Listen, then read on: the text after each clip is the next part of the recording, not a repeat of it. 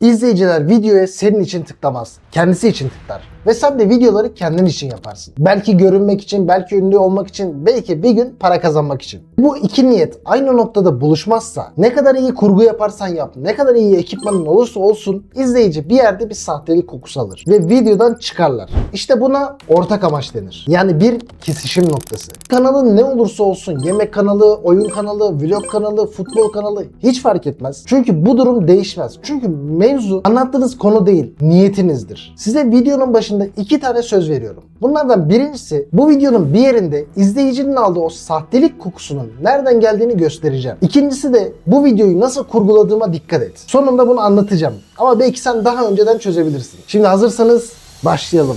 Arkadaşlar bazı şeyleri çok zor yoldan öğrendim. Gerçekten tecrübelere dayanarak öğrendim. İzleyiciyi ilk saniyede yakalamayı, hook yazmayı, işte ne bileyim başlık yapmayı vesaire. Bunları zaten geçen haftalarda size anlattım. Ama izleyiciyi yakalamak başka, videoda tutmak başka. İlk açtığım YouTube kanalında izleyiciye çok farklı davranıyordum. Yani onlara yardım ediyormuş gibi bir his yaratıyordum. Ama kafamın içinde dönen tek soru şuydu: kaç abone geldi, kaç izlendi, işte para kazanacak mıyım vesaire diye. Bunları eminim ki siz de yapıyorsunuz. Ve ben bunları düşünürken izleyici bunları hissetmez sanıyordum. Ama yanıldım. İnsan karşıdakinin gerçekten eğitim mi verdiğini yoksa hikaye mi anlattığını çok iyi anlıyor. Sizler o videoyu gördüğünüz zaman bu arkadaş bana samimi gelmedi, bu video bana samimi gelmedi deyip kapattığınız çok olmuştur eminim. Şimdi size 2 tane niyetten bahsedeceğim. Şimdi birinci niyet senin videonu izleyenlerin niyeti. O kişi niye tıkladı? İşte oyun kanalıysa izlemek için, eğlenmek için tıkladı. Yemek kanalıysa bu yemeği ben de yapabilir miyim diye tıkladı. Yani konu ne olursa olsun altta hep aynı şey var. Bir sorun var, bir merak var ya da bir korku var. Mesela sen şu an kendi durumunu düşün. Videolarım niye izlenmiyor diye arattığın zaman aslında içten içe sorduğun soru şu: bir yerde yanlış mı yapıyorum? Hatalı mıyım?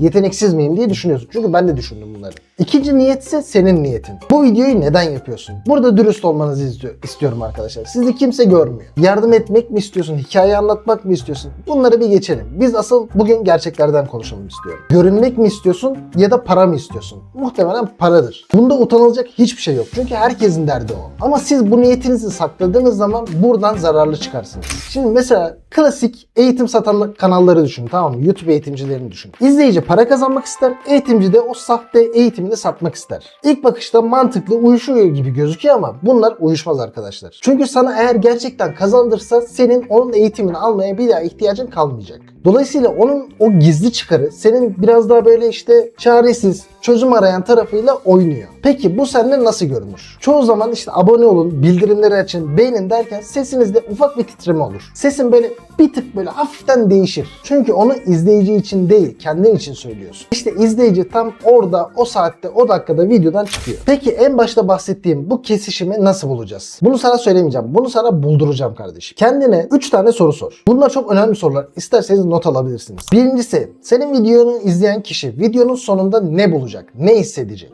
İkincisi, sen bu videoyu yaparken gerçekten ne hissediyorsun? Üçüncüsü, bu iki cümle aynı cümlede buluşuyor mu? 3 soru var ama aslında 4 tane soru var. Onu sona saklıyorum. Çünkü onu şu an sorabilirsem sen o cevabı eğip bükeceksin. Ben buna eminim. Eğer bu 3 sorunun cevabını bulamıyorsan problemin kurguda, işte ne bileyim hikayede falan, senaryoda falan değil. Sorun henüz senin dürüst olmadığın yerde başlıyor. Maalesef. Ama iyi haberse bunu bilmek bile sorunun yarısını çözmüşsünüz demektir. Şimdi sana itiraf etmesi kolay olmayan bir şey söylemek istiyorum. Bir dönem özellikle videolarımı yaptığım ilk zamanlar kendime şöyle bir şeyler soruyordum. Bu videoyu gerçekten birine yardım etmek için mi yapıyorum? Yoksa para kazanmak için mi yapıyorum? Yoksa işte popüler olmak için mi yapıyorum? Ve inanın bana sorunun cevabını çoğu zaman bilmiyordum arkadaşlar. Mikrofonun karşısında izleyiciye değer verilmiş gibi konuşurken içten içe asıl istediğim şey para kazanmamın açılması, izlenme saatimin yükselmesi diye düşünüyordum. Hatırlıyor musun? Videonun başında o sahtelik kokusu dediğim şeyin nereden geldiğini söyleyecektim. İşte sahtelik tam olarak orada doğuyor arkadaşlar. Mikrofonunda, tekniğinde, ışığında, hiçbirinde değil. Niyetini kendinden bile sakladığın o küçük noktada yatıyor. Çözüm hem çok zor hem de çok basit arkadaşlar. Niyetinizi gizlemeyeceksiniz.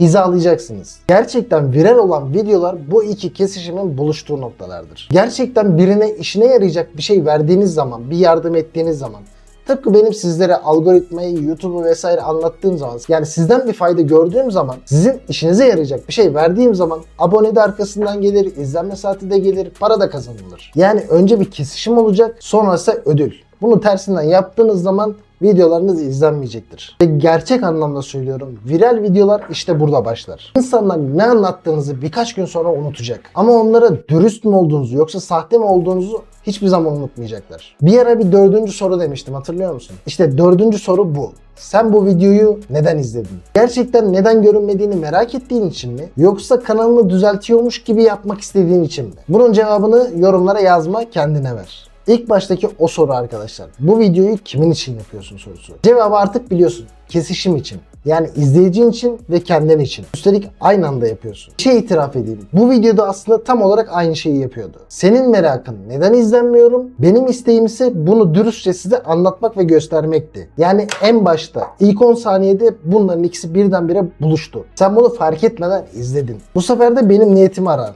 Ta en başta, videonun en başında oradaydı. Hala kime içerik ürettiğini bilmiyorsan 4-5 video önceki videolarıma bak. Orada bir hedef kitleyle başla. Eğer niyetini kesişime oturtturduysan sıradaki videoda bunu videoların içine nasıl gömebileceğini anlatacağım. Videonu unutulmaz yapan o gizemli katmandan konuşacağız. Beğendiysen abone olmayı ve beğenmeyi unutma. Haftaya görüşeceğiz kanka.